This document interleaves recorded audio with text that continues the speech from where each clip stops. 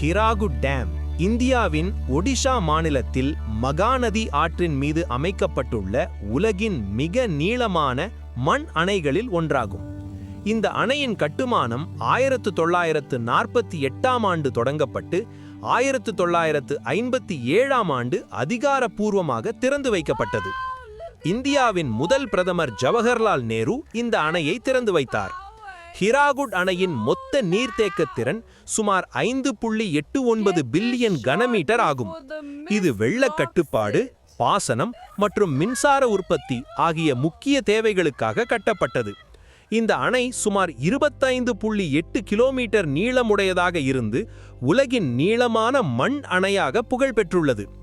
ஹிராகுட் அணை மூலம் ஒடிஷா மற்றும் சுற்றுப்பகுதிகளில் உள்ள ஆயிரக்கணக்கான ஏக்கர் விவசாய நிலங்களுக்கு நீர் வழங்கப்படுகிறது.